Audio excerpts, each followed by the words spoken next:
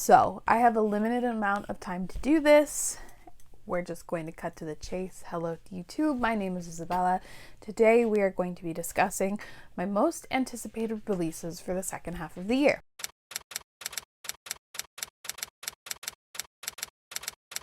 I will have the first part linked down below. If you're interested, obviously pretty much all the releases are going to be out by now, but there are a lot of good releases and a lot of books to look forward to there. The second half of the year, though, not so much. I honestly struggled to come up with 10 releases that I'm really looking forward to. Frankly, I could leave everything except for 2 releases on this list. Like 2 of them I'm absolutely dying for, and the rest I am looking forward to, and some I literally just looked up the other day because my list was so short. So this is going to be interesting. It's kind of a bummer I don't have a lot to look forward to. Like there's some times that like I'm dying for all of the releases and they're all like coming out and scattered, but a little bit of a bummer. The very first thing on here is one of the newest ones I just discovered, and that is Half Sick of Shadows by Laura Sebastian. She is known for, / I think the only other thing that she has written is the Ash Princess series, which is YA. This is her first adult novel, and it is a feminist reimagining of the Arthurian tale, which sounds pretty cool. I read Legendborn earlier this year and absolutely loved it, so I'm excited to see some more Arthurian stuff. The cover is stunning, and I've seen some good early buzz, so it's made me intrigued, but this is definitely one that I will let others read first and kind of get back to me. This is set to come out July 6th. The next thing on here is A Psalm for the Wild Built by Becky Chambers. This is set to come out July 13th, and it is a novella and new series started from Becky Chambers, and I need more Becky Chambers in my life. About a week ago I finished her main series there, and I'm very sad. What the hell is the first book called? I can remember all the rest of them. This follows a world in which all the robots like centuries ago just like up and dusted. They just walked away and said that they were done, and so humanity has had to survive without that. And then a robot comes back to a tea monk, I guess, checking in on them. Not entirely sure. This is a novella. I'm very much looking forward to it, and I really love Becky Chambers brand of sci-fi, so I'm very excited for it. So the next book I'm actually dying for. This is one of the 2 that I'm I cannot wait to get in my hands, and I think ever since the pitch, ever since the Publishers Weekly report came out for it, I've been down, and that is She Who Became the Sun by Shelly Parker Chan. I cannot wait for this for so many reasons. It is the first book in a new trilogy. It's been pitched as Mulan meets the Song of Achilles, and it's sapphic. I've seen a lot of reviews saying I need a bunch of tissues, and I just can't wait to complete the sapphic trifecta of 2021. I want this book in my hands. I want it now. I was denied an ARC on NetGalley, but it's fine because it's almost here. This is set to come out July 20th.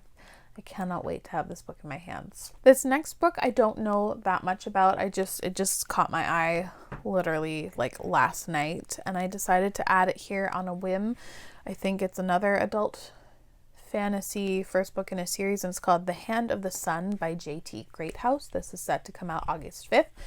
Initially, the cover was what drew me to it, and I don't know too much about it. All I know is that it's a fantasy that follows this boy who is torn between the 2 legacies of his parents, and kind of really struggling with the path that he's supposed to be set on, and that there is a magical school and possibly magic that has to do with calligraphy. I know that's very vague. There's not many reviews on this on Goodreads yet, under 50 reviews, so it seems cool. And this is one of those last minute editions that I'll definitely be keeping an eye on for other reviews for this one. The next book has a little bit of a story behind it, and it's No Gods, No Monsters by Codwell Turner. This is set to come out September 7th. And I have had this book on my Kindle from NetGalley probably since about October or November of 2020. Yeah. I was approved for the arc of this a long time ago and have not yet gotten around to it. I wanted to do my review way closer to the release date. It seemed ridiculous to do, to read it in December or January when it's not set to come out for another 8-9 months. And in the process of doing this video is when I actually finally figured out what this was about. But it's an urban fantasy, the start of a new series. We're starting a lot of new series in 2021. God forbid we finish any, but it's an urban fantasy that has real world commentary. I believe at the beginning of the book, someone has been shot or murdered due to police brutality, and whilst the main character is investigating this, what happened to, I think, his family member, monsters are real.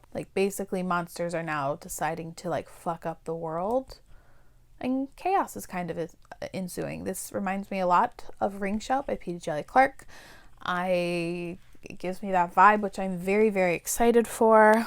I've had this book for a long time, and I'm actually really excited for it now, knowing what it's about. Also, it's short, which is great. Here we go. First YA on the docket. That is A Dark and Starless Forest by Sarah Hallowell. I always want to say A Dark and Hollow Star because that was an earlier YA release this year.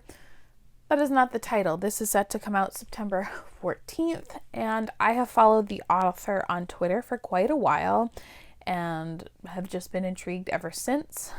I am excited because this is also following a fat main character in fantasy. I think it's sort of a low fantasy, and the main character just kind of lives on a farm with her family, and they're told to avoid the woods. I think there's it's a magical menacing forest. It's supposed to be sort of really dark and creepy and eerie, which that atmosphere I'm really looking forward to, and I like the author, so I am intrigued by it. This one is also incredibly short. It's just 300 pages, and for a fantasy book, I'm intrigued, so we'll see. I'm also really looking forward to Iron Widow by Zirian J. Zhao. This is set to come out September 21st. I also have had the arc of this burning a hole in my Kindle for the past little while. I'm going to get to it soon, I promise. This has some really weird and wild comp titles and a synopsis that's also really strange. It says it's Pacific Rim meets The Handmaid's Tale. I also read the synopsis 5 times last night trying to figure out what was going on, and it's kind of wild. It's supposed to be a reimagining of China's only female empress, and there's supposed to be a polyamorous couple in here. So I'm down, even though the synopsis is literally wild. Here, not a first book in a series for once. Truth of the Divine by Lindsay Ellis.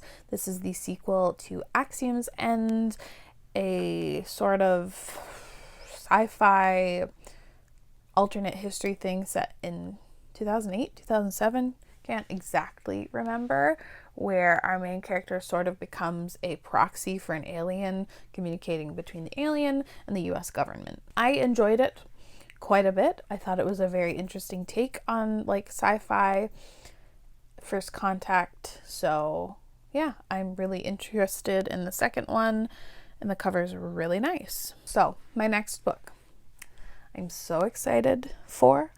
It's coming nearer. It's finally has a release date. I was concerned that we weren't going to get this in 2021, and is one of my most anticipated releases across the entire year.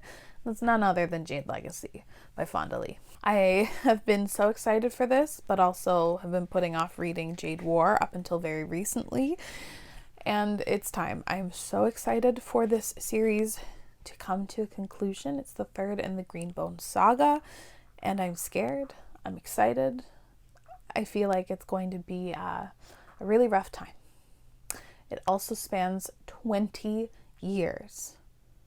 And I just can't wait to see what Fonda Lee does. The final book on this list does not yet have a cover, so I'm a little dubious as to if it's actually going to come out at the end of this year. It says December 9th or somewhere around there, and that's The Liar's Knot by M.A. Carrick. This is the pen name between Marie Brennan and Alec Helms. I read their first book, I think late 2020, as an arc. It is set in a sort of Venetian-inspired world, and it follows a con woman who is trying to, like, basically rob all these rich people as appearing to be like a long-lost cousin, but really she has no ties to this family. She soon gets embroiled into the many like political schemes and plots going on. There's deaths happening, dream magic, a Robin Hood-like figure, and dubious intentions from basically everyone. I did enjoy the first book, didn't love it, but I am intrigued to continue on in this series, so I hope it comes out at the end of the year. That is it for all of my anticipated releases of the end of the year. There are some books I am really looking forward to, but like it's just weird. It's a very limited scope that I had. I have no romance on here, which is kind of a bummer.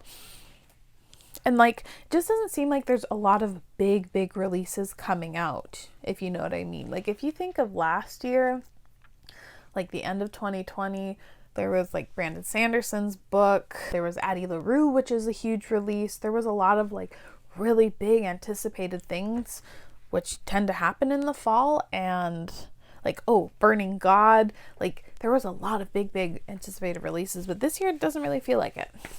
Kind of a bummer. But anyway, let me know down in the comments below any books that you think also should be on my radar. What are you like crazy anticipating for the end of the year? If you have any like romance ones too, I'd love to look into it. But yeah, thank you so much for watching. I really appreciate it, and I'll see you again very soon. Bye.